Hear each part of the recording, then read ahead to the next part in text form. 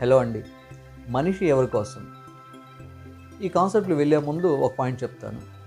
మనకున్న religious books ప్రకారము మన సృష్టిలో 18,000 జీవరాశులు ఉన్నాయని చెప్పేసి చెప్తుంది.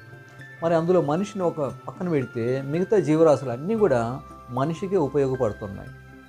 మరి ఈ మనిషి ఎవరి కోసం అంటే ఆ భగవంతుడు తన కోసం సృష్టించుకున్నాడు. తనని ఆరాధించేందుకు సృష్టించుకున్నాడు. ఎందుకు ఆరాధించాలి అంటే అతను గొప్పవాడు, అతను చాలా శక్తిమంతుడు. సో అతన్ని పొగడాలి. ఇప్పుడు మనం కూడా చూడండి, కళాకారులు ఆడియన్స్ నుండి ఏం ఎక్స్పెక్ట్ చేస్తారంటే పొగడ్తలు ఎక్స్పెక్ట్ చేస్తారు. అతనుకున్న టాలెంట్ అది పొగుడుతూ అంటే ఆ సంతోషం కలుగుతూ ఉంటుంది కళాకారులకు.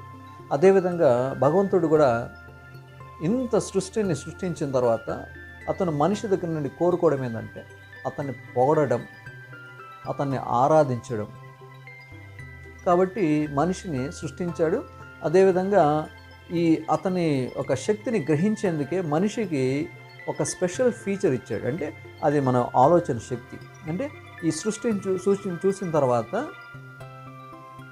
మనిషి ఆ దేవుడిని గ్రహించి అతను ఒక గొప్పవాడని చెప్పేసి అది ఎక్స్ప్రెస్ చేయడం.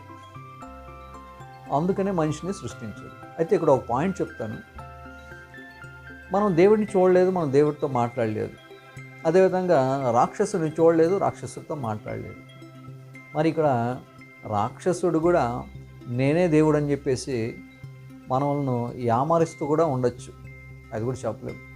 ఓకే, కాబట్టి మన ఆలోచన ఏదైతే ఉందో, మనం ఏదైతే చదువుకున్నామో, మనకేదైతే జ్ఞానం ఉందో దాంతో మనం ఏది నిజం ఏది అబద్ధం అని చెప్పేసి మనం గ్రహించాలి. ఆ గ్రహించడం కోసమే భగవంతుడు మనకు నాలెడ్జ్ ఇచ్చాడు.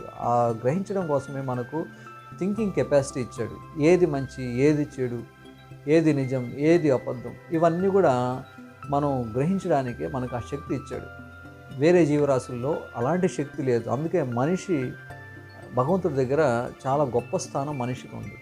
కాబట్టి మనం దాన్ని తెలుసుకొని what is true, what is false అని చెప్పేసి మనం ఐడెంటిఫై చేసి దాని ప్రకారం ఆ దేవుడిని మనం ఆరాధిస్తే నిజంగా ఖచ్చితంగా మనకు లైఫ్ అనేది సక్సెస్ అవుతుంది.